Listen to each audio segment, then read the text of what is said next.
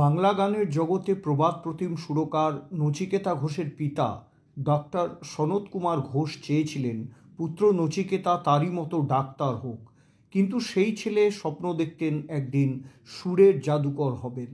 পিতার ইচ্ছেকে মর্যাদা দিয়ে নচিকেতা ঘোষ কলকাতা বিশ্ববিদ্যালয়ের অধীনে রাধা গোবিন্দ কর মেডিকেল কলেজ বা আর.জি. কর কলেজ থেকে MBBS ডিগ্রি লাভ করেন, কিন্তু চিকিৎসাকে তিনি পেশা হিসেবে নিতে আগ্রহী ছিলেন না। ডাক্তার হয়ে পিতার ইচ্ছে পূরণ করেছেন, এবার পালা নিজের ইচ্ছে পূরণের। ভবিষ্যৎ দ্রষ্টার মতো বলে দিতে পারতেন কোন গান হিট হবে, কোন শিল্পীর গায়কী কী ধরনের, কোন গানটা কাকে দিয়ে গাওয়ানো যাবে। বাংলা গানের ক্ষেত্রে নচিকেতা ঘোষের মতন অন্য কোনো সুরকার বোধহয় এত ভালো করে বোঝেননি। ছবি মুখ থুবড়ে পড়েছে অথচ গান হিট। সুরকার নচিকেতা ঘোষ এই দৃষ্টান্ত দেখিয়েছেন একাধিকবার।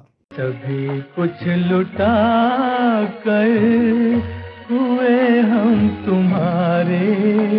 ইন্দ্রাণী ছবির গান রেকর্ডিং হচ্ছে, হঠাৎই মাঝপথে ছবির পরিচালক নীরেন লাহিড়ীকে নচিকেতা ঘোষ বলে বসলেন, এই ছবিতে আমি একটা হিন্দি গান রাখবো আর সেটা গাওয়াবো মোহাম্মদ রফিকে দিয়ে।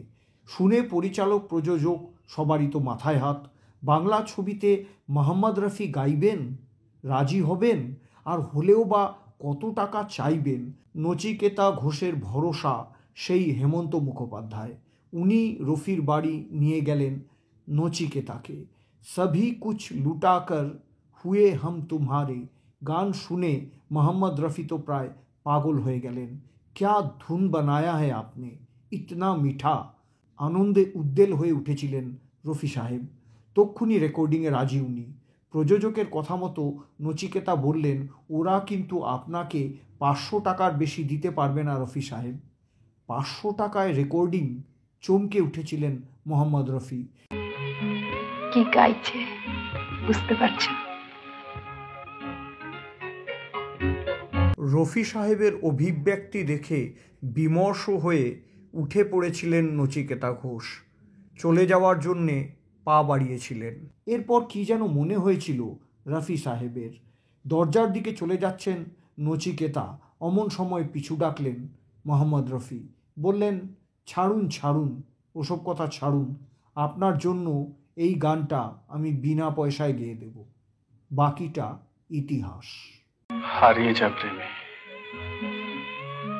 আকাশ মাটি এই গান গায়।